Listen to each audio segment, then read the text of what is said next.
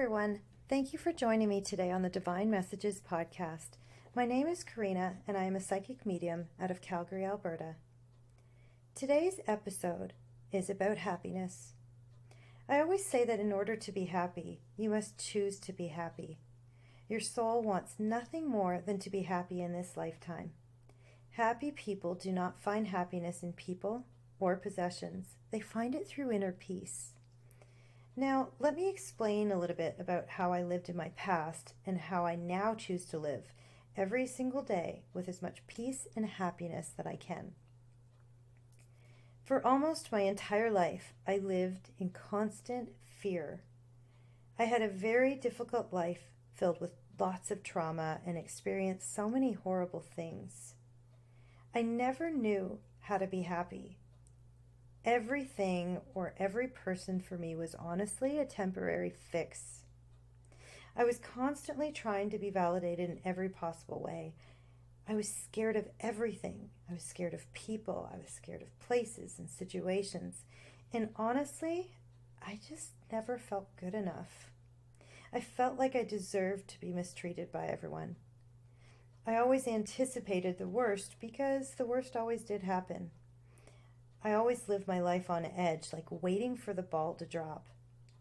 And to be honest, I think I was scared to allow myself to be happy.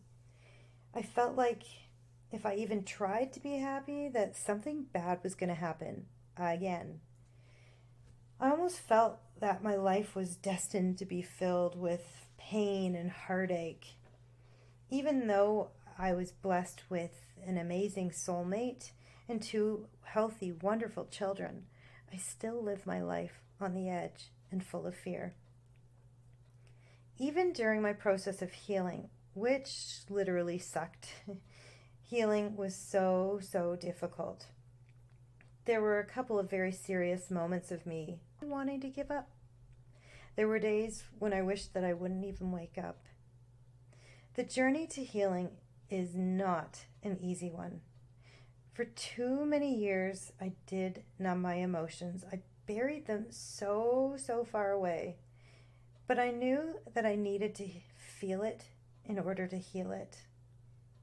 I knew that my husband and children deserved the best of me. My children deserved a mother who was going to lead the way for them. And so I knew that I only had one choice, and one choice only. And that was decide to be happy. Now you may be wondering, how is that even possible? Where do I start?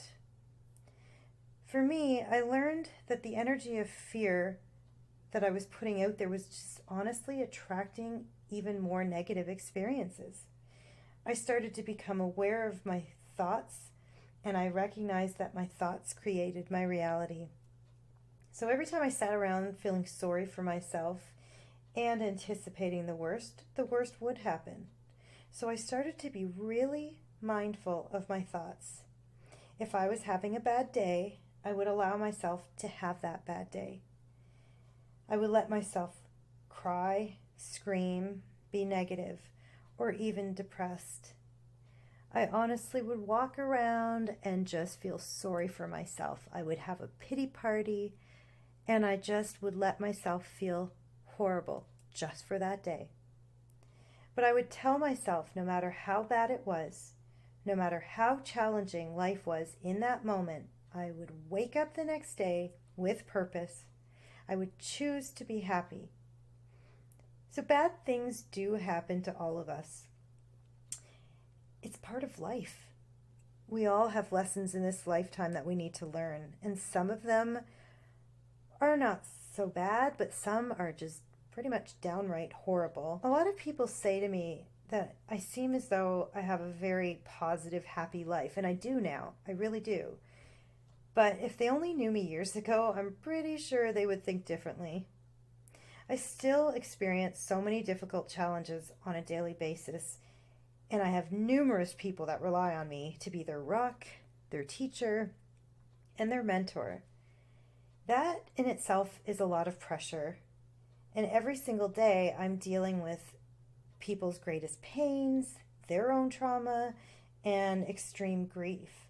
And so how do I do this line of work as a psychic medium and not drown myself? I choose to be happy every single day and view my life as if it's a gift, and that my struggles were part of this journey so that I could help heal this entire world one person at a time. So now let's talk about ways that you can start your own journey to being happy and choosing to be happy. I wrote out a bunch of things here that I thought would be important to maybe jot some notes if you can, and see if you can start this process yourself. So here we go. Number 1, choose to be the best version of yourself. So none of your mistakes from your past define you. I say that all the time. We can't go back and we cannot change the past. Forgive yourself and only take the lessons you learned and do better. Every single one of us has their own demons and their own struggles and their own battles. And I think it's just important for us to remember you can't go backwards, and to forgive what we've done in our past, because we can't change any of that. So just try your best to be the best version of yourself, even just for today. Number 2, choose to surround yourself with people that make you feel good. So too many times we stay in relationships with partners, friends, and even family out of obligation. It's important to set boundaries with others and learn to say no. I think so many times we all say yes, and we're people pleasers because we never want to hurt other people's feelings, or we feel like there's going to be a challenge or an argument or a rift with a family member or a partner if we don't say yes. And I think it's really important to set your boundaries, learn to say no, and surround yourself with people that lift you up and make you feel good, and remove the toxic people in your life. And I know we all have experienced toxic people in our lives, and ask yourself, why do you keep them around? Are they helping you? Are they in your life for a reason? And if they happen to be a family member that you cannot disconnect from that way, at least disconnect from their energy. And when I say that, I mean setting those boundaries. Number 3, choose to focus on what you have and be grateful for it, and not focus on what you don't have, because too many of us have been there, right? Where we're wishing that we had this or that, or comparing ourselves to others, but we forget to be grateful for actually what we do have and what we're blessed with. So start your day off finding even one thing that you are truly grateful for. And that could be anything. It could be just the fact that you woke up and you're alive, because not everybody has that luxury. Then learn to dream big about what you do want in your life, but don't curse all the things that you don't have. Number 4, choose to be happy for others. This is a really important one. It's human nature to compare ourselves to others, but learning to be happy for their success is the key to ours. So think of that friend that has that huge house, that incredible job, or that perfect family. What you see isn't always what it's cracked up to be. Everyone is struggling in their own right. And if you want those things in your life, you must learn to be happy and supportive for others. Recognize that you will never know what they had to overcome to achieve their level of success. So wish others well, congratulate them, and then start focusing on achieving your own success.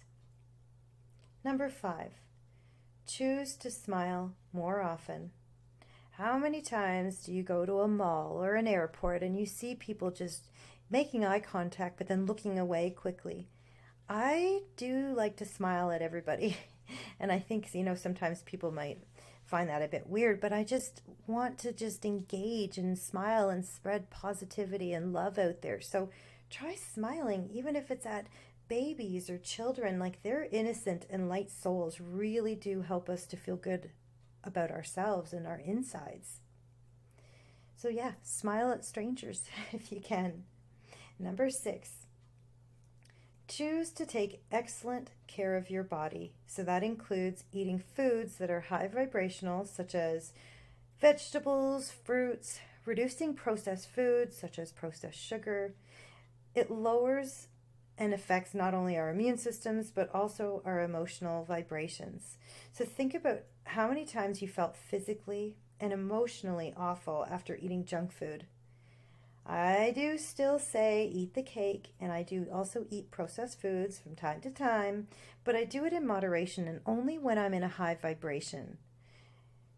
Also, try to exercise, which again, I'm not a huge fan of lifting weights or anything like that or going to the gym, but I do love my evening walks or my afternoon walks, and it just clears my head. So not only is it great for my physical body, but it's really, really great for my mind and my soul because I disperse energy as I'm walking. Number 7, choose honesty.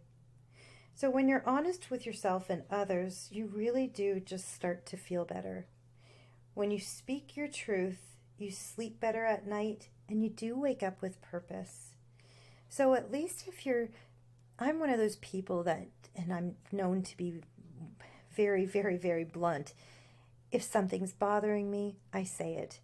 If something is on my mind, I say it. I really don't sugarcoat anything that includes to my family, to my friends, and especially to my clients. I always believe in just saying it how it is. And maybe sometimes I could get myself into trouble for being too honest that way. But I think that it's better to be that honest than to be fake in any way or pretend I can't do it. I just don't have it in me. So what you see is what you get. You will never question what's on my mind because I do say what I think at all times. Number 8, choose to help others in any way that you possibly can. Honestly, I feel like when you work with others or help others in even just a little tiny way, it really fulfills some part of you that is almost missing. Like for me, I'll say that every time I work with someone or help them or lift them up, I put a little puzzle piece into my soul. It's almost like repairing a part of me that was broken. So it's a really wonderful thing to go out and start helping as many people as you can. And it doesn't mean you have to go out and start, doing healing sessions or anything unless you're being called to that. But what you can do is just start with something small. It can be a compliment to someone. You can see someone who's just, maybe a bit insecure or having a tough day. Say something really nice to them. Make their day, because you never know, that little small compliment can change everything for that one person. You can pick up the phone and call a friend or a loved one that keeps popping into your mind. I always say that if someone's popping into your mind, perhaps they need you. Maybe just make that call and see if they're okay. Help them that way. You can also listen to and hold the space for someone who might be struggling in their life. It could be just sitting with them. You may not have all the right words of advice, but just holding the space and letting them pour their hearts out. That is help in itself. So maybe you could think of it like this way. One of my very, very favorite sayings is this: to find yourself is to lose yourself in the service of others. So helping other people is really going to help you. So start tomorrow. Try doing some, random things for strangers or friends, and then see how much better you feel about yourself and how it does actually make you happy. Today, I want you to all ask yourselves, how can you choose to be happy? Try starting and ending your day with gratitude. If you are struggling or going through a tough time, remember this: this too shall pass. Please never give up hope. All of us have our own battles, and there will always be ups and downs throughout our lives. Nothing's ever going to be perfect, but we really are here to learn our lessons, and the earth is our school. Happiness is a continuous, conscious choice, and I do hope that you choose it today. And if you are truly struggling and you can't pull yourself out of it, choose to seek the help that you can. So I want to thank you all today for joining me on the Divine Messages podcast and allowing me to be of service to you. Please bear in mind that the perspectives and opinions represented in this podcast are based solely on the Divine Messages interpretations. We can in no way be held responsible for the actions of our followers.